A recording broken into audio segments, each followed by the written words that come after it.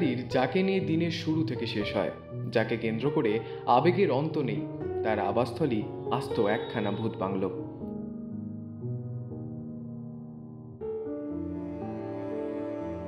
অবহেলায় ধুলোয় লুণ্ঠিত কালিম্পংয়ের গৌরীপুর লজ। কালিম্পং শহর থেকে দক্ষিণ দিকে রিং কিংপিং রোড ধরে এগিয়েই প্রায় 2 থেকে 3 কিলোমিটার রাস্তা অতিক্রম করার পর খানিকটা পশ্চিম দিকে নামতে হয়। বর্তমানে পিচ বাঁধানো ভালো রাস্তা হলেও বছরখানেক আগেও রাস্তায় বালি আর পাথর ছাড়া কিছুই ছিল না। সামনেই ঝা চকচকে কালিম্পং পলিটেকনিক কলেজের বড় গেট ছাড়িয়েই ভিতরে চলে গেলেই গৌরীপুর আবাস, যার বর্তমান পরিস্থিতি দেখলে চোখে জল চলে আসে। আত্মবিস্মৃত বাঙালি নিজের ইতিহাস, ঐতিহ্য, গর্বকে সত্যি হয়তো যথাযোগ্য মর্যাদায় রক্ষণাবেক্ষণ করতে জানে না। নয়তো কালিম্পংয়ের ঐতিহাসিক গৌরীপুর হাউস আজ পোড়া বাড়ি, পাহাড়ের ভূত বাংলোর চেহারা নেয়। তবে বিষয়টি নিয়ে কারো কোনো দায় নেই, মাথা ব্যথাও নেই কারো, শুধুমাত্র এর ওপর তার ওপর দায় চাপানো ছাড়া। ইতিহাস এবং তথ্য যা বলছে সেই অনুযায়ী গৌরীপুর হাউসের মালিক বাংলাদেশের ময়মনসিংহ জেলার ব্রজেন্দ্র কিশোর রায়চৌধুরীর বাড়ির কালিম্পংয়ের গৌরীপুর হাউস, যারা বর্তমানে কলকাতার এপার বাংলার বাসিন্দা। শুধুমাত্র 1938 সাল থেকে 1940 সাল পর্যন্ত কালিম্পংয়ে মোট 4 বার এসেছিলেন রবীন্দ্রনাথ ঠাকুর। 1940 সালের 29শে সেপ্টেম্বর শেষবার আসেন। 80তম জন্মদিনও এখানেই পালিত হয়। জন্মদিনের সকালে তিব্বতী সাধুরা এসে সময় কাটিয়েছিলেন তার সাথে। তথ্য বলছে 80তম জন্মদিনে নিজের লেখা কবিতা কালিম্পংয়ের গৌরীপুর হাউস থেকেই টেলিফোনের মাধ্যমে আবৃত্তি করেছিলেন, যা সরাসরি সম্প্রচারিত হয়েছিল অল ইন্ডিয়া রেডিওর কলকাতা দপ্তর বা আকাশবাণীতে।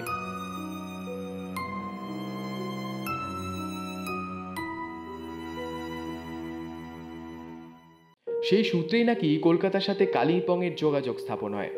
তবে সেই ইতিহাস স্বীকৃতি পেয়েছে শুধুমাত্র একটি ফলকে। গৌরী ভবনের গায়ে একটি ফলক লাগানো আছে এবং সেখানে লেখা রয়েছে, এই ভবনে কবিগুরু রবীন্দ্রনাথ ঠাকুর বাস করিতেন এবং 25শে বৈশাখ 1345 সনে জন্মদিন কবিতা আকাশবাণীর মাধ্যমে আবৃত্তি করিয়াছিলেন। বাস, দায়িত্ববোধের এখানে ইতি। বিশেষ করে পাহাড়ে যেসব স্থানে কবিগুরু সময় কাটিয়েছিলেন, একটি বৈশিষ্ট্য সব জায়গায় পাওয়া যায়, ম্যাগনোলিয়া গাছ, যা গৌরীপুর হাউসেও বর্তমান।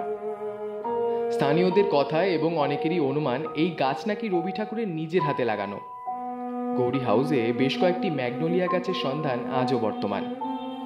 রবীন্দ্রনাথের স্মৃতি বিজড়িত ইমারতটির দায়িত্ব নিতে অপারক রায়চৌধুরী পরিবার, তা অনেক আগেই তারা জানিয়ে দিয়েছে।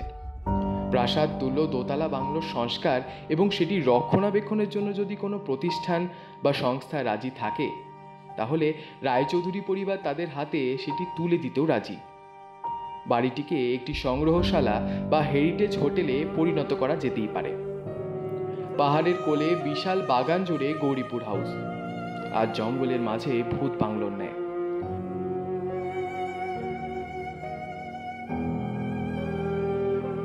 প্রধান দরজা বন্ধ, বাইরে যে কটি ঘর খোলা তার অবস্থাও শোচনীয়। দোতলা বাড়ির প্রায় প্রতিটি জানালাই ভাঙা, ঝুলে আছে আধ ভাঙা কাচ। সকালের মিঠে রোদ এসে পড়ে কাঠের সিঁড়িতে, তবে সিঁড়ির নিচে জায়গা বর্তমানে গোডাউন হিসেবেই ব্যবহার হচ্ছে। বাড়ির শেষের দিকে ভাঙা জানালা দিয়ে ভিতরে তাকালে চক্ষু বিস্ফোরিত হওয়ার জোগাড়। গোটা ঘর জুড়ে কাগজপত্রের ছড়াছড়ি, দেখা মিলল স্বাধীনতার বেশ কয়েক বছর পরের কাগজেরও। গোটা ঘর সরকারি বেসরকারি গুরুত্বপূর্ণ নথিতে আবদ্ধ, যা ছড়িয়ে ছিটিয়ে মাকড়সার জালে ধুলোয় গড়াগড়ি খাচ্ছে। ইচ্ছে মতো খোঁজ চালালে হয়তো সেখানে রবি ঠাকুরের লেখাও পাওয়া যাবে, যা অচিরেই হারিয়ে যাচ্ছে।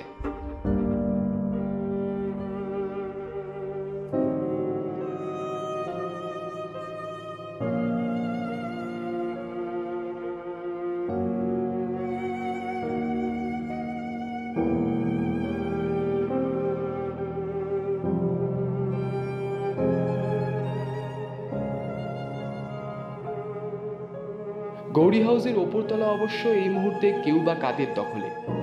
দেখভালের জন্য একজন রয়েছে বটে, হয়তো সে তার পরিবার নিয়ে স্বয়ং রবীন্দ্রনাথ ঠাকুরের ঘরেই বিরাজমান। ফাঁক দিয়ে ভিতরে উঁকি মারলে সহজেই ভেতরের অন্য মানুষের অবস্থান বোঝা যায়। রবি ঠাকুরের স্মৃতি বিজড়িত কোনো সামগ্রী বা আসবাবপত্র সেখানে থাকার কোনো সম্ভাবনা নেই। এলাকাবাসীদের সেই সম্পর্কে তেমন কোনো উদ্বেগও নেই। তবে তাদের ইচ্ছে, যদি এই বাড়িটিকে নিয়ে সরকার কোনো পদক্ষেপ নেয়, যদি পর্যটকদের সংখ্যা বাড়ে, তাহলে এলাকাবাসীদের আয়ের একটি পথ উন্মুক্ত হয়। जी, ये रिपेयरिंग करने से तो अच्छा ही होगा। हम लोग तो कालिम्पोंग का बासिंदा रहे, तो यहाँ पर टूरिज़्म होगा, यहाँ का लोकल लोगों को काम मिलेगा और दूर-दूर से देखने भी आएँगे। इसको बहुत सब लोग मानते हैं। ये पुराना बिल्डिंग है, रविंद्रनाथ ठाकुर का ये घर है, सब देखने आते हैं। कलकत्ता से बहुत दूर-दूर से आते हैं और इसको बनाना चाहिए, इसका रिपेयरिंग होना चाहिए। हम लोग भी यही चाहते हैं। अच्छा होगा, सबसे अच्छा ही होगा। लोकल टूरिज़्म लिए काम भी मिलेगा। इन लोगों को कितना बेकारी लोग हैं यहाँ पर, और देखने में भी अच्छा लगेगा। ये तो बनना चाहिए। लिस्ट में तो आया है, लेकिन आया है और उधर कोलकाता से इंजीनियर लोग भी आए हैं। आके यहाँ का घर का अंदर का सब मेजरमेंट करके इस ये पुराना ये गौरीपुर हाउस, ये रविन्द्र टेकर का हाउस है, इसको इसी स्टाइल में बनाया जाएगा बोल के इंजीनियर लोग भी आके चला गया। लेकिन 2 साल हो गया, अभी कुछ पता नहीं है।